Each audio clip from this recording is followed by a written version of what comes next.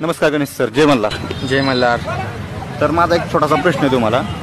प्रश्न असा आहे की तुमचा उपोषणाचा मुद्दा काय आहे आणि तुम्ही आमरण उपोषणाचं म्हणजे एवढं कमी वाईट एवढं टोकाचं पाऊल उचललं, तर तुमची मागणी नेमकी काय आहे, तुमची भूमिका काय असणार आहे? सूरजजी गेली 70 वर्ष झालं महाराष्ट्रातला जो धनगर समाज आहे तो एसटीच्या यादीमध्ये असून सुद्धा तो त्यांच्या न्याय हक्कापासून फक्त केवळ ड आणि र चा जो स्पेलिंग मिस्टेकचा फरक आहे त्याच्यामुळं त्यांच्या न्याय हक्कापासून वंचित आहे. आणि हीच आमची मागणी आहे की जर महाराष्ट्राचे मुख्यमंत्री 2019 साली 2022 आणि 2023 साली जर महाराष्ट्रातल्या धनगर समाजाला एक ॲफिडेव्हिट शपथपत्र लिहून देतात की या महाराष्ट्र राज्यामध्ये धनगर अस्तित्वात नाही आहेत, ते धनगर आहेत, मग राज्यपालांमार्फत ते दुरुस्तीची शिफारस का पाठवत नाही?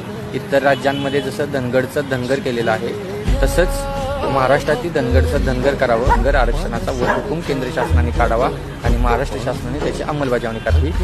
जोपर्यंत महाराष्ट्र शासन अशी दुरुस्तीची शिफारस पाठवत नाही तोपर्यंत मी माझं आमरण उपोषण सोडणार नाही. तुमची भूमिका कायम राहणार? नक्कीच ही भूमिका माझी कायम आहे, कारण की तुम्ही जसं म्हटला की तुम्ही सगळ्यात यंगेस्ट उपोषणाला बसलेले आहात.